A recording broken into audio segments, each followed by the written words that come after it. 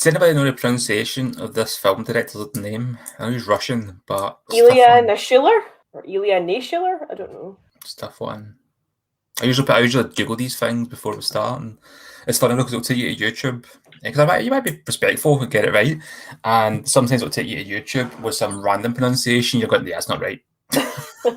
That's somebody just at it to try and trick people like me into thinking that's how it's pronounced. Then I'll say it, then I hit against me and I'm cancelled. We should go back and edit that BAFTA podcast we went and did where I was like praising Noel Clarke for 5 minutes straight. I was thinking that when it all came out, I was like, shit, did that BAFTA pod go live? Oh, it did. Oh, and there's somebody going, oh, he deserved it. Pop his collar. And I was like, oh, fuck. Although, in my defence, the difference between me and BAFTA was I didn't know. Exactly. It's actually terrible. Like that Guardian article went on for a long time. Like I just kept scrolling, and there was just so much. Do you know what though? It's always. I feel like it's even worse when it's someone who's really professed to be like championing like people from different backgrounds and different levels of privilege and access and races and all that sort of thing. I feel like that makes it worse because he's made such a big deal out of being an advocate. I just recently started watching his Kidulthood trilogy as well, and I'm kind of like, oh, man, you want to finish it? You can still separate art and the artist, you know. I don't know, I can't even watch Doctor Who anymore because I think every day there's just something new. Getting ticked off for that. Because I started watching that Viewpoint programme. Oh, did they cancel the last episode? They had it on the ITV player, but they didn't show it on Friday night. I don't know what they showed on Friday night, but they didn't show it live. And I think it was getting taken off on Sunday or something. So people actually did want to watch it. I mean, I watched the first one. I recorded the rest of them, but I mean, what's the point? I've not watched the last one, and it wasn't that brilliant anyway. So you know, it's not a big deal. He's rubbish. He's terrible. I didn't like his films. It's going to be interesting from here on because the way that everybody turned against him and basically come out in support of the woman. I don't think we've really seen something like that before to that sort of level with a sort of TV star who is still young and active and, you know, in the business and everything. It's going to be interesting to see if that's what it's going to be like the next time somebody does something like that, or somebody, not that they do it, but the next time a revelation comes out like that, is it going to be just as harsh? I wonder though if it's because, so for example, when you look at the Harvey Weinstein and the Kevin Spacey and stuff like that, they are famous on a much different scale to someone like Noel Clarke. And I wonder if that's like, it's almost, I'm not saying he's not important, but what I mean is he's not someone as maybe part of the like culture and your sort of viewing history, maybe like unless you really like his movies or have seen him in, you know, certain TV shows, you're actually maybe not familiar with his body of work. And I'm wondering if that's the difference. Because obviously Weinstein Group were everywhere, and obviously Kevin Spacey is a super famous actor, and I wonder if that's the difference. It's because he's not as well known. Oh, I don't know, actually, because I think it's more to do with the amount of people, maybe. I mean, there's 20 solid stories, I mean, I'm not saying like it should be taken it less seriously if it's like a handful of people or just even one, but you've got 20 people there. That's a long article to fit all those allegations in. And I think it's because he just got given that BAFTA as well, that the spotlight was really on him anyway. But you're right, he's not really, he's more of somebody you would know if you were more into your films, as opposed to just a casual watch. Well, that's how we gave Doctor Who, not realising that he's really known for director and stuff like that. He's not a household name, I would say. Not, you know. Yeah, and I do wonder if that's why it's easier. Maybe I'm wrong, but to turn your back on someone like that. Not that I'm saying that, like, there were some tweets that I saw, like, you know, what happened to trial by jury and not trial by social media and all that sort of thing. But ultimately, this is the world we live in.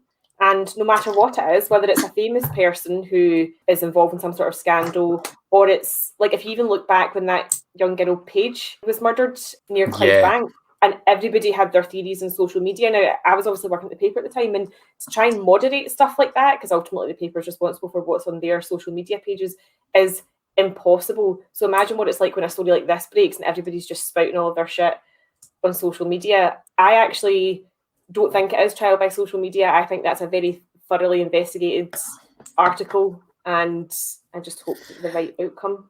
Yeah, this isn't just a tweet that somebody's sent to him and said, you did X, and it's like, well, and he started saying, no, I've not, and everybody just went, oh no, we're just going to believe this person who we don't know, and it's anonymous and stuff. People have put their names out there as well and signed off on this, and it's I think you need to kind of look at the bigger picture of these kind of things, and you can't look at it always just, you can't treat all these cases the same, you can't look at them the same. You've got 20 people, all unrelated, unless the chances they've all come together to create some sort of conspiracy against them, and for what reason would that be?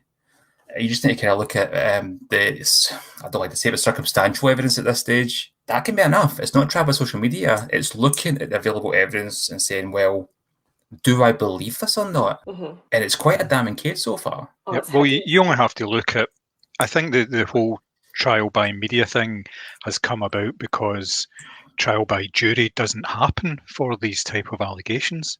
Yeah, it's like something like less than 1% of reported rape allegations against somebody are ever brought to trial or ever brought to prosecution, I think it is. And even then, they don't get convicted. A lot of them don't get convicted. So it's very difficult to actually work your way through the legal system. So people are finding other ways. And like I say, it was a number of people as well. It was like 20, and then I think there's been another 3. There's been police reports as well now. It's not just allegations that have been made via the Guardian article. It's got a lot more serious. I think it's just the abuse of power. I think so. It's like the thing about like the naked editions, and then once he finally did cast someone, it was writing like really explicit sex scenes into things that he would cast himself and another in. And I just think that is like, it's one thing to, harass someone on a set, but to actually go out of your way to write something into a script to just abuse the position that you have, I'm like, that is really fucking grim. Yeah. It's a power thing, isn't it? And you get some people in these kind of industries that have always had that kind of power and grew up with power. Then people like Noel Clarke that haven't, and it begins with overnight successes in a sense, but they've came from nothing and got the power. And it just shows you it doesn't matter sometimes. That power just can corrupt you, or you've always been a dick to begin with, and it just kind of brings it out of you. But yeah, I'm interested to see what happens going forward with it. But it's quite grim. Hopefully what this will do, it'll encourage people to speak up more as well, because there's far more people out there. There's like open secrets about various people that you eventually...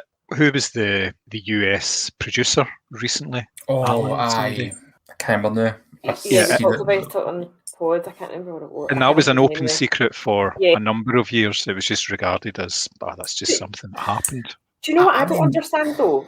See, like an open secret, right? So an open secret to me is like, like Roman Polanski is a paedophile, or Woody Allen is a paedophile, and stuff like that. There are so many actors and actresses who have the authority and the power and the stature to call out this shit, and they just don't. And I think that's what's so disappointing. So I'm not picking on Tom Hanks, right? But probably nothing's going to happen to Tom Hanks's career, right? He is the sort of universal, everyone's favourite uncle, America's good guy, all that sort of thing. He should be using his platform in some way, shape or form to be calling out this shit and not giving these people the support, the platform, the access to making movies or whatever it is. People who have the name and the authority and the sort of prestige behind them need to start really... It can't be we guys on social media. People need to be calling out this shit at the top. Yeah, definitely. Yep, of course they do. But a lot of people, they've got a public image. And I'm not saying this about Tom Hanks. He was just the example I used. Yes, sorry. Yeah. But a lot of people have a public image, and it's completely different from what they're like in private. They may be more concerned about their career and everything in private, whereas in public they come across as being very open and quite easygoing about things. So yes, it's a difficult one, but you're right. People do have to speak up. They really do. I mean, we don't know if we spoke about this in a group chat with Christopher Eccleston, and he raised concerns in the past about the toxic culture of working in Doctor Who and people being bullied and stuff and things like that, and he was quickly silenced. Now, we don't know what his allegations were talking about, we don't really go into detail, but he was very quickly silenced, and the public perception was it was bitter. Oh yeah, he was the problem.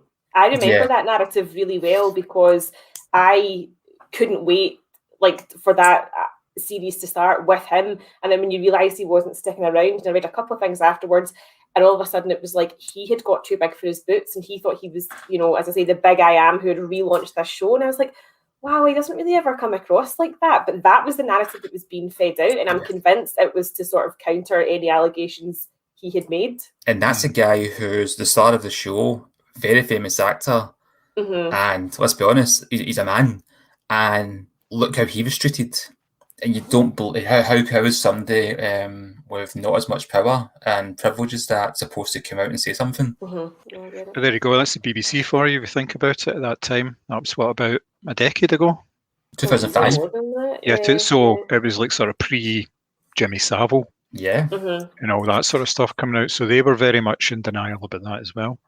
I do like, though, it was a story we also branded all day, and the story itself was ridiculous to how it was worded that when he asked the wardrobe girl, I think it was, to flash him, or he wasn't going to go in the scene, and it was referred to him as, oh, Russell, what's he like, the japester? But Billy Connolly took him aside and said, what the fuck are you doing? Yeah. This is unacceptable. And you see, he did a story like that, and you think to yourself, be more like Billy. Because I'm not going to lie to you, when I saw Billy Connolly's name in that article, my heart sank. I was like, oh, fuck. I know, but that's that. You do kind of like, obviously we had said like in the message, there seems to be a disproportionate amount of this. And the thing is, it's disproportionate because it's been so covered up for so long, and therefore these types of behaviours have, I'm not saying been encouraged, but they've certainly not been discouraged either. So it's almost like a breeding ground for, do whatever the fuck you want. Oh, it's just a bit of laugh. Yeah, tell her to get her tits out. That's really funny. And it takes someone to actually go, what the fuck are you doing? Yeah. For it to stop. The thing about that was, it wasn't an expose or a news story. It was a press release. Because at the end of it was advertising what he was doing next. I was like, what the fuck? I know. Scary. That lovable rogue held up filming, and the worst part was, it was like other members of production were saying to her, like, going to just get your tits out so we can get the scene filmed. Like, imagine! Absolutely crazy. I know. That story is as horrific as the story is. That someday, I know it's his son, right? But still, they still felt it was okay to publish that. In the tone that the wedding did, and you're like, how did it get through all these layers? This isn't the 1930s we're talking about here. Even then, I think, even then, the 30s people were probably like, spam culture. It's a bit explicit. Probably my standards then. No, the casting couch was around then too. Yeah, it's true. Well, I reckon that this is the more to come out, I suspect. Yeah. There was the whole story around Gone with the Wind at the time. There were people pretending to actually be doing the casting, and how it was like this big open casting for the Scarlett O'Hara part. There was a film made about the making of Gone with the Wind, and it focused on these two guys who pretended to be part of the production, and they would travel from town to town holding auditions. And that's what that was. It was just a case of, like, right, yep, get your clothes off, that's it, all that sort of stuff. And it was, Jesus, it's scary. Is that not, is it the Black Dahlia? Is that how that movie opens? A fake casting, and they try to like kidnap and rape the girl? Is it that movie, or is it something else? It's one set in the 40s anyway, in Hollywood. It might be that. Can't remember, but there is a film that starts with that exact kind of sequence as you're describing, John, like auditions here, and all of a sudden you're in some hotel room, and yeah, might be that movie. I can't remember. Quite possible. I've not seen it. I know what you mean. It's not a great film. Was that the Josh Hartnett one? Yeah. Yeah, I've not seen it.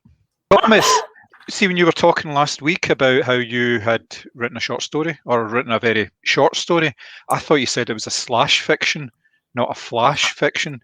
I was like, it's a bit of a left turn for him, but well, Mary was saying there was not enough sex in my novels, so yes. What I said was, I was just curious to see how you would handle any scenes like that, but you cut away the chapters at the end of the chapter.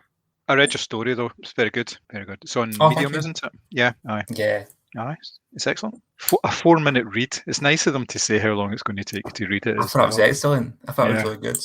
So I've got a bunch of stuff that I'm going to kind of periodically publish over the next few weeks, and then hopefully kind of encourage me to write some new stuff as well. Just try and build a wee bit of kind of following through the blog, and then redirect them to the books and that kind of thing.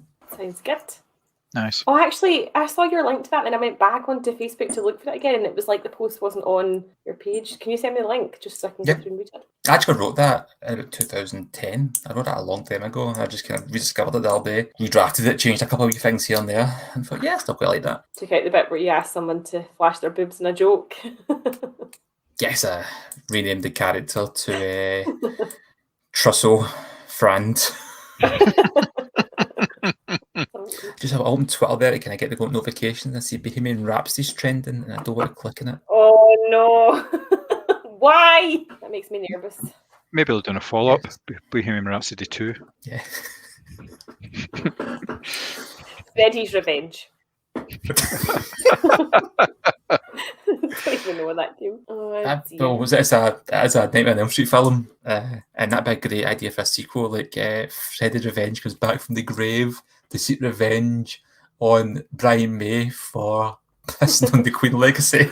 For those fucking fake teeth. Yeah, the clips that I have seen, it literally sounds like he's trying so hard. I mean, I'm somebody who have really big front teeth, but it literally sounds like he is trying to keep them in his mouth. Like every word just sounds like they're slipping further and further from his top lip. It just looks rotten. Yeah, I'm actually just fantasising about this idea of Bohemian Rhapsody 2 horror movie.